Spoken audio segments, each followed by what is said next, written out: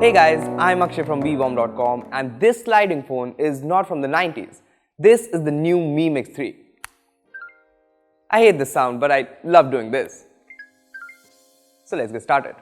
Let me start off by saying that when the first Mi Mix arrived, it attracted a lot of attention. To be honest, it was a trendsetter. It changed our perception of what a bezel-less smartphone could be like. And now the Mi Mix 3 has arrived and it looks like it's going to be another trendsetter for phones that have almost no bezel, no notch and still manage to fit in a front camera. And this is how it does that. Yes, you can just slide the screen of the Mi Mix 3 to open up the camera, to unlock the phone using Face Unlock or take a selfie or just do it for fun. This is so satisfying and it makes me so nostalgic. It's a lot like the slider phones from the past, and in fact when I showed the Mi Mix 3 to some of my friends, everyone was reminded of the good old slider phones. Fidgeting with the slider is very delightful, but that's only in the beginning. After using it for around 3 days now, I've noticed a few things that make me a little skeptical about the Mi Mix 3. First is durability. So the Mi Mix 3 features neodymium magnets to lock the phone in open and closed positions, which should be more durable, and Xiaomi says they've tested the phone through 300,000 open and closed cycles. But I'm a little unsure about it and there are a couple of reasons for that. Okay, so when you open up the slider, if you look closely, you will see that there is a gap between the two pieces, which makes it feel like it's not that sturdy to begin with. Another reason why I am always nervous with the Mi Mix 3 is this flex here. See this? And this is not me putting in a lot of force. I really feel I can break this if I put in some force. Honestly, drop tests with this thing should be fun. Another thing I dislike is the added bulk that the slider mechanism brings to the Mi Mix 3. The phone weighs in around 220 grams and the moment you hold it in your hands, you will feel the bulk immediately. And it's not that it's actually a thick phone, it's just that the sliding design makes it feel more heftier than it actually is. I mean, I would have ignored this, but the added heft along with the slippery ceramic design makes sliding this a lot more difficult than what I had thought it would be. Every time I use the slider, I feel like the phone's just going to slip from my hand. Yeah, it's not very confidence inspiring. And if you thought that was it when it comes to the problems that the Mi Mix 3 slider design brings, well, you could not be more wrong. So the slider here extends downwards, where there's the USB-C port for your charging, data transfer and even for audio because there's no headphone jack. Well, things work fine with the official dongle and official USB-C cable because as you can see, these are slimmer than your usual dongles and cables. However, with the third-party cable, things look different. Most USB-C cables and dongles are thicker than the official ones from Xiaomi, so when they are connected to the Mi Mix 3, they obstruct the movement of the slider, which just makes it really difficult and weird to actually slide the phone. Basically, if you get the Mix 3, you will have to make sure you do not lose the official accessories.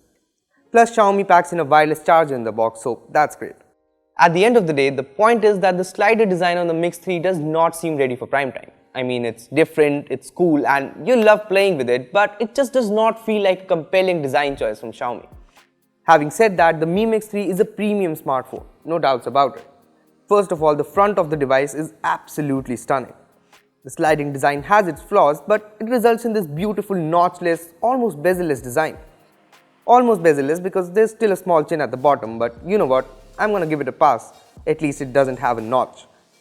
It's a massive 6.39-inch Full HD Plus AMOLED display and it's beautiful.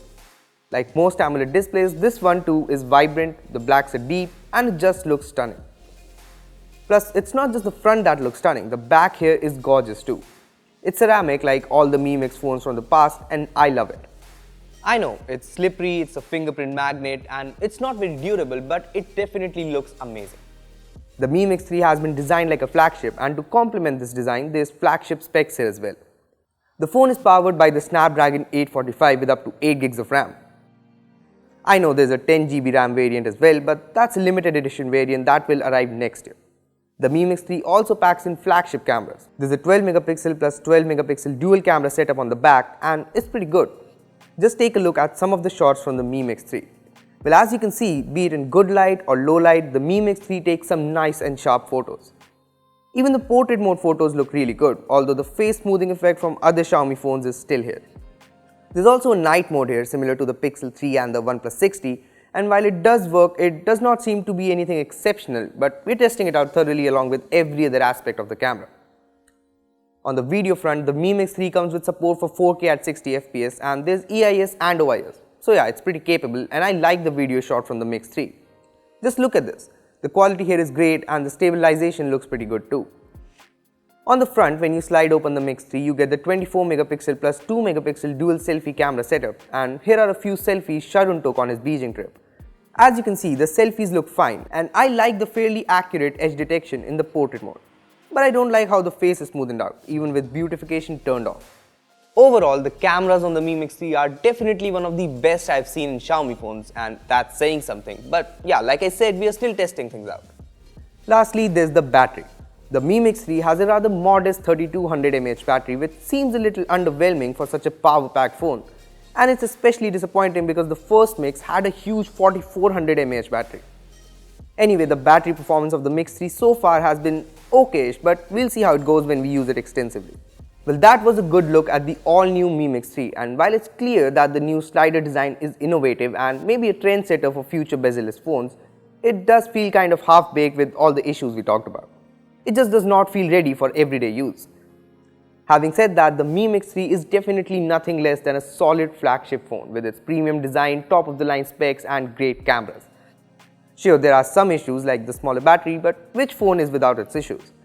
Well, there's no word on the India launch of the Mi Mix 3, but if it does arrive in India, it should be priced somewhere between 30 to 40,000 rupees, going by its China price.